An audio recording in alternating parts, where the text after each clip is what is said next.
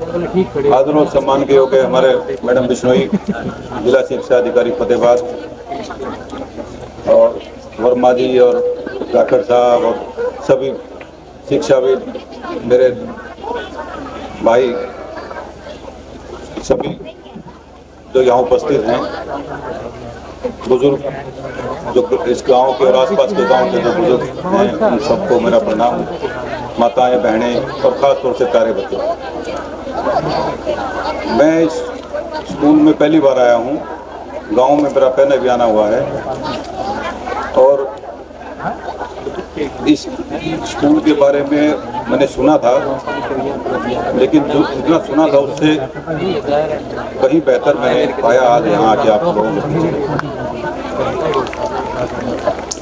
जो मैनेजमेंट आपकी है वो किसी एक गांव के स्कूल की जो मैनेजमेंट या आपके जो टीचर्स हैं वो लगता नहीं कि एक सिर्फ गांव का उनका वो है। वो मैं मानता हूं कि राष्ट्रीय और अंतर्राष्ट्रीय स्तर का जो उनका जो ये परफॉर्मेंस चल रही है, जो उनका व्यवहार है, ये अपने आप में बहुत ही विश्वसनीय है और ज़्यादा से ज़्यादा लोगों तक ये बात पहुँचे और आपकी बात ज़्यादा से ज़्यादा लोग समझ पाएँ, ये बहुत ज़रूरी है। तो मैनेजमेंट में हैं आपके रण सिंह जी, शेपरवाल जी, साधुराम जी, डॉक्टर अनीता जी, विजय सिंह जी, इन सब को मैं साधुवाद देता हूँ और खासतौर से जो टीचर्स हैं उनकी, उन सबको साधुवाद। तो इन्होंने इतनी अच्छी व्यवस्था, इतना अच्छा माहौल, इतने अच्छे संस्कारपूर्ण जो स्कूल में काम कार्य कर रहे हैं, आप अपने आप में बहुत बड़ी मिसाल है। और आपकी जो प्राचार्य का कमान जिसके पास है, अनीता जी, उन्होंने मुझे बताया था स्कूल के बारे में। तो जो जो बात मैं कहता था कि ऐसा होना चाहिए, तो वो बोलते तो हम कर रहे हैं जी। जो भी व्यवस्थाएं जो मैंने राष्ट्रीय और अंतर्राष्ट्रीय स्तर पर स्कूलों में देखी थी, वो व्यवस्थाएं जो मैं बात करी, पूछा, तो वो कह रहे थे तो हम पहले से करवा रहे हैं। तो मुझे विश्वास नहीं हुआ कि भाई एक गांव का स्कूल में इतना कैसे हो सकता है। लेकिन आज जब आके मैं देख पा रहा हूँ और मैंने महसूस किया, वो किसी भी राष्ट्रीय स्तर के स्कूल से कम नहीं थी। या आप सौभाग्यशाली हैं कि इस तरह का माहौल, इस तरह का इंफ्रास्ट्रक्चर, इस तरह का जो न केवल अपनी संस्कृति को बचाते हुए, संस्कृति को दिखाते हुए बच्चों ने जो प्रस्तुति दी, बच्चों ने जो मॉडल बनाए, वो हमारी संस्कृति से जुड़ाव भी था और साथ साथ जो अलग तरह के जो डांस था और जो देशभक्ति के जो देशभक्ति से रोड पर जो जितनी भी एक्टिविटी दिखाई, वो एक किसी बॉलीवुड से किसी प्रोग्राम से कम नहीं थी। पर अच्छा लगा, आप लोगों का प्रोग्राम बड़ा अच्छा था। मैं सभी को बहुत बहुत शुभकामनाएं देता हूँ। जो मेरे से पहले वक्ताओं ने मोबाइल के बारे में, नशे के बारे में, कुछ और स्वास्थ्य के बारे में चीज़ें बताई, क्योंकि इतने जो पूर्व जिला शिक्षा अधिकारी रहे हों तो ज्ञान की तो कमी है नहीं, उनका तो माइक देना पड़ता है, माइक देना पड़ा चाहते हो, क्योंकि उनके पास ज्ञान बहुत है, बताने के लिए बहुत कुछ है। अब मोबाइल के बारे में ये कहा जाता है कि मोबाइल खराब है, खतरनाक है, उसमें कोई शक नहीं है। बच्चे को हम ये तो कहते हैं कि मोबाइल बच्चे को मत दो, लेकिन उसको क्यों ना दो और उसको कैसे चेक करें और उस पर कैसा हो कि भाई वो मोबाइल को मिसयूज ना हो। तो जो वक्ता बता रहे थे कि मोबाइल देना भी जरूरी है, तो उसको ज्ञान के लिए जरूरी है। तो मेरा अभिभावकों से यही निवेदन है कि जब भी बच्चे को मोबाइल दें तो आपकी सुपरविजन में हो, परिवार का कोई सदस्य उसके पास में हो, जब वो मोबाइल का यूज करे तो वो सबसे तो सेफ रहेगा।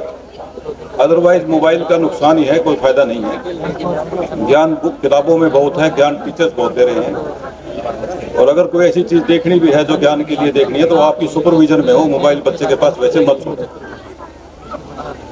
दूसरा जो है नशे के बारे में जो बात थी, हमें सभी को पता है गलत है, नुकसानदायक है, लेकिन सबसे बड़ी समस्या ये है कि खासतौर से जो आजकल जो सूखा नशा चल रहा है उसमें अगर एक बार अनजाने में भी लिया गया तो उसके बाद उसको वापसी आने का रास्ता नहीं है। तो उसके लिए क्या करें, ये सभी जो जिम्मेवार लोग यहाँ पे उपस्थित हैं उन लोगों को जिम्मेवारी लेनी पड़ेगी। बच्चों का नंबर बाद में आता है, पहले नंबर हमारा आता है, हमारी जिम्मेवारी है जो इस चीज़ को समझते हैं। बच्चा तो कच्ची मिट्टी का है, उसको जो चीज़ जो उसके साथी जो उसके आसपास का माहौल दिखाएंगे, जो दिखेगा वो उसको एक्सेप्ट कर लेता है। आप लोगों की जिम्मेवारी है, आपके आसपास गांव ग्वांड में कहीं भी अगर आपको लगता है कि ये बच्चे की एक्टिविटी ठीक नहीं है या ये बच्चा हमेशा कह के ऐसा कुछ हो सकता है, तो उसको रोकने का कार्य करें।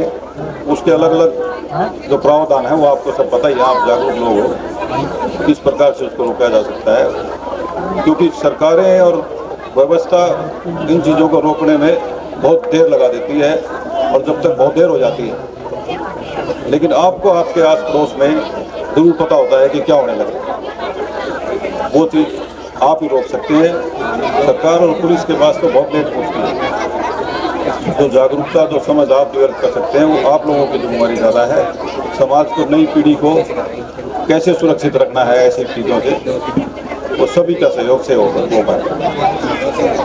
मेरा ज़्यादा समय न लेते हुए मैं बच्चों से कहूँगा कि बच्चों अपने माँ बाप की और अपने टीचर्स की बात को सुने, बात को माने, क्योंकि भगवान देखे नहीं होंगे लेकिन माँ बाप को अगर आप ठीक से देखोगे तो भगवान का ही रूप है। क्योंकि जो आपको इतनी मेहनत से आपको पढ़ाने के लिए इतने प्राइवेट स्कूल में भेज रहे हैं, तो वो उनका अपने आप में एक संघर्ष है। वो आपको कामयाब होता देखना चाह रहे हैं, आपको अच्छा पढ़ता हुआ देखना चाह रहे हैं। ये जो बच्चे प्रस्तुति दे रहे थे, आपके ही बच्चे हैं, ये किसी कॉन्वेंट स्कूल, किसी इंटरनेशनल स्कूल या नेशनल लेवल के स्कूल से कम प्रस्तुति नहीं थी। बहुत अच्छी प्रस्तुति थी और वो सभी बच्चे इस काबिल हैं स्कूल में, मैं मानता हूँ। जो बच्चे हैं वो अगर पेरेंट्स की बात मान रहे हैं जब भी तो इस लेवल तक पहुँचे। अपने माँ बाप की बात माने, अपने गुरुओं की बात माने, जितना ज़्यादा हो सके आपस में समय बिताएं माँ बाप के साथ।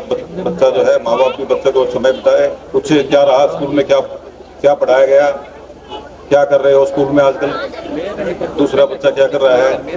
तो एक उस बच्चे को ये लगेगा कि मेरा स्कूल में सिर्फ टीचर की ड्यूटी नहीं है, माँ बाप भी पूछते हैं। माँ बाप जब स्कूल से बच्चा घर जाएगा तो माँ बाप पूछेंगे कि भाई क्या किया।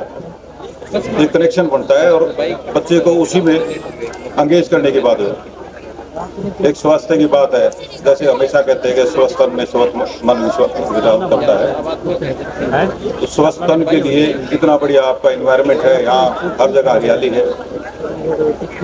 और गेम के लिए भी स्कूल में भी आपके जगह है और गेम करवाया भी जाता है। स्पोर्ट्स एक्टिविटी पे आपके बच्चे प्राइज भी ला रहे हैं। इसको ज़्यादा ज़्यादा पढ़ाएं।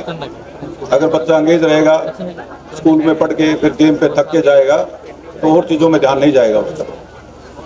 उसको इस चीज़ में एंगेज रखें। ज़्यादा ज़्यादा बच्चा बिजी रहेगा तो उसके सर्वांगीण विकास होगा और स्वास्थ्य भी ठीक रहेगा। और मैं अक्सर ये बात कहता हूँ कि मेरा कृषि से संबंधित हूँ मैं, तो मुझे अक्सर ये लगता है कि अभिभावक जो है, जो खासतौर से किसानी करते हैं, पहले गाँव में सब्जी कोई खरीदता नहीं था। अब मैं देख रहा हूँ कि सभी लोग जो है जो उगा सकते हैं वो खरीद रहे हैं। दो नुकसान, पैसा जा रहा है और रासायनिक सब्जी खा रहे हैं। तो कम से कम ये काम तो हम अपने घर में कर सकते हैं, अपने खेत में, अपने नौरे में, अपने घर में कहीं भी। और घिया तोरी की पेड़ लगाना तो कोई मुश्किल काम ही नहीं है, और वैसे तो सारी सब्जी घर पे हो सकती है। तो मेरा ये भी खासतौर से अभिभावकों से निवेदन है कि अपना जो सब्जी का कम से कम जो है वो खुद बोएं, खुद काटें, ताकि उसमें जो ऑर्गेनिक होगी उसमें गोबर की खाद मिलाएं, बिना पेस्टिसाइड की सब्जी होगी और स्वास्थ्य ठीक रहेगा और बीमारियों से बचे रहेंगे। जो बीमारियां बढ़ती जा रही हैं वो ज़्यादा रसायन का प्रयोग करने से हो रही है।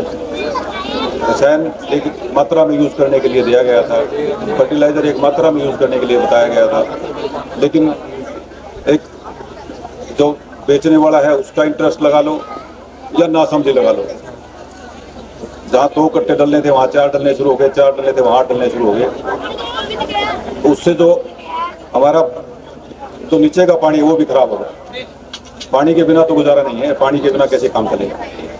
जब आप इतना केमिकल डालेंगे, वो उसने फसल ने लेना नहीं है तो वो नीचे चला जाएगा पानी में, और वो आपका पीने का पानी सारा खराब हो जाएगा, और हो भी रहा है।